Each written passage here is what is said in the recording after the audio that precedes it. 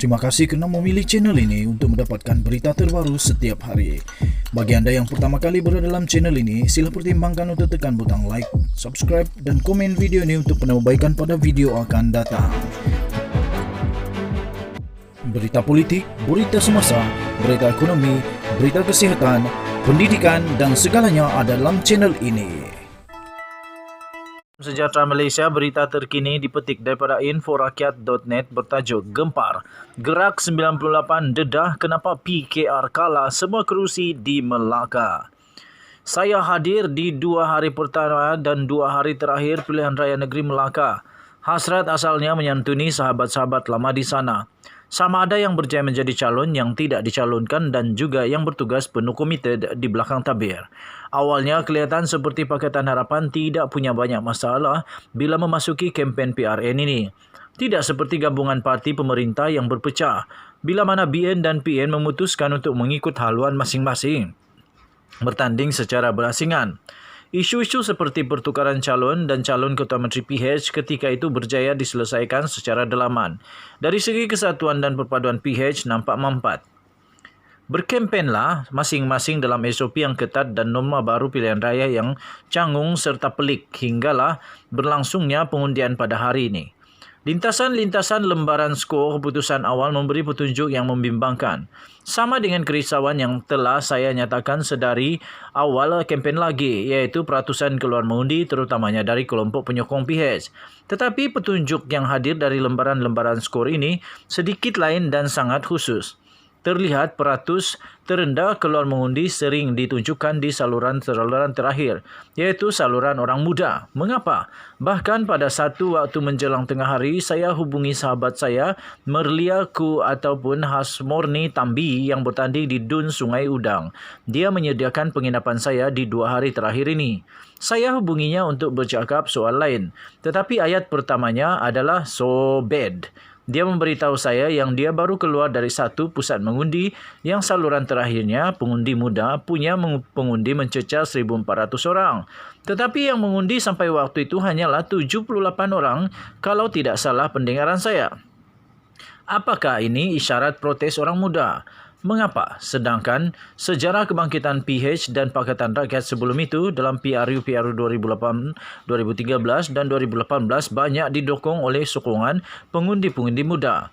Pengundi pertama kali, lalu saya melihat senario ini berlaku bukanlah bersebab bagaimana kita memasuki PRN ini, tetapi kerana mengapa PRN ini berlaku.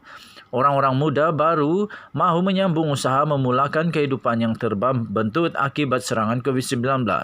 Dalam berani-berani takut, mereka cuba bangun semula, menormalkan ketakutan yang masih ada. Malangnya tiba-tiba 4 adun di blok kerajaan Melaka ketika itu menarik balik sokongan yang menyaksikan tumbangnya kerajaan Melaka dan tuan yang terutama pula memperkenankan pembubaran DUN yang memaksa sebuah pilihan raya negeri diadakan. Jadi orang muda marah kepada 4 orang adun ini yang bertanggungjawab terhadap keberlangsungan PRN ini. Kemarahan ini bukanlah kerana mereka menyokong kerajaan negeri ketika itu, tetapi kerana pilihan raya. Orang muda di Melaka tidak mahu disibukkan dengan politik dan pilihan raya ketika ini, sebab mereka sedang sibuk membina semula kehidupan. Dan pilihan raya juga menghalang usaha mereka yang sedang menormalkan semula ketakutan yang bersarang. Asasnya kemarahan orang muda ini tiada kaitan dengan Pakatan Harapan. Bukan Pakatan Harapan yang membubarkan kerajaan dan memungkinkan sebuah pilihan raya. Tetapi apabila keadilan mengutip sampah punca kemarahan, menerima sebagai anggota dan menjadikannya pula mereka sebagai calon pilihan raya, anda boleh jawab sendiri lempias marah orang muda ini akan tertuju pada siapa. Sebelum ini saya pergi ke Melaka di 2 hari pertama. Saya sudah menegur lewat sebuah pantun. Ditelan mati emak, di luar mati bapa. Dikata orang tamak, kita pula mengejar kata. Jangan cuba beralaskan bahawa semua calon Pakatan Harapan bertanding atas tiket Pakatan Harapan. Tiada yang bertanding menggunakan logo keadilan. Apa bukti boleh dikata ini lempiasan marah orang muda kepada keadilan?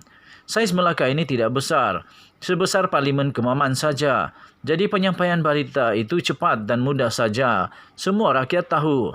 Saya tidak menerima pakai kata-kata yang kononnya logo Pakatan Harapan yang membawa masalah. Warna merah itu punca kalah. DAP mengguna logo Pakatan Harapan, menang 5 kerusi. Amanah pun mampu menang 1 kerusi menggunakan logo dan warna yang sama. Ia bukan masalah logo dan warna. BN dan PN kedua-duanya menggunakan warna biru. Mengapa BN menang 21 kerusi? PN pula hanya 1. Bukan soal warna. Bahkan kalau mahu diikut warna, warna merah putih itu lebih dekat dengan Melayu. Itu warna Nusantara. Sebab itu, bendera Malaysia dan Indonesia punya jalur merah putih. Singapura pun sebab akar sejarahnya yang sama.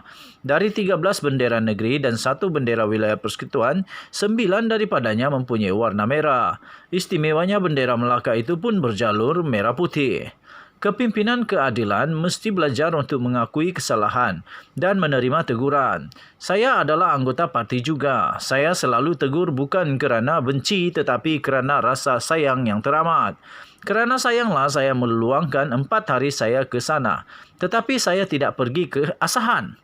Keadilan mesti segera melakukan penjajaran dalam secara radikal tentang prinsip dan perjuangan yang dipegang. Supaya selepas ini segala keputusan politik, parti politik tetap tegas dibuat berasaskan prinsip dan perjuangan tersebut. Tidak lagi memperkira percaturan-percaturan politik yang akhirnya tidak membawa kita ke mana-mana. Tentulah, apabila sebuah parti reformasi membuat keputusan-keputusan politik yang kontra reformasi, ia akan dipandang pelik oleh orang. Sama ada orang yang menyokong kita atau tidak menyokong, lebih teruk bila ia disambut dengan penolakan. Khususnya oleh orang muda yang sememangnya idealis dan kritikal. Hari ini kita sudah melihat natijahnya. Moga kita dapat belajar dengan lapangan dada. Kepada sahabat-sahabat saya yang bertanding, sahabat saya yang berjiwa besar, kerana tidak dipilih bertanding, sahabat-sahabat saya yang bekerja keras di belakang tabir, saya ucapkan tahniah semuanya. Dalam kekangan wabak, anda semua telah memberikan segalanya. Semampu anda untuk pilihan raya ini. Jangan berhenti berjuang. Beritahulah saya di bahagian mana saya salah dalam menggunakan kapasiti Gerak 98. Saya selama ini melontarkan kritikan-kritikan keras dan pedas terhadap keputusan-keputusan yang dibuat oleh kepimpinan parti. Apabila akhirnya yang saya kritik itu terbukti benar, ditulis oleh seorang penulis adalah seorang ketua Komunikasi Nasional Gerakan Reformasi 98 yang dikenali sebagai Gerak 98. Berita ini dipetik daripada Info Rakyat. Sila maklum bahawa artikel ini, berita ini tidak menunjukkan dan tidak menggambarkan pendapat dan pendirian rasmi daripada channel ini. Tidak semestinya artikel ini adalah pendapat dan pendirian daripada channel ini, The Twin TV. Terima kasih. Selamat petang. Jangan lupa tekan butang subscribe, like dan share. Malaysia kita punya. Cintai Malaysiaku. Kita jaga sama-sama. Kita berdoa semoga negara Malaysia akan terus aman, damai, harmoni dan sejahtera. Kita jumpa lagi. Tahniah diucapkan kepada Barisan Nasional memenangi PRN Melaka 2021. Bye-bye.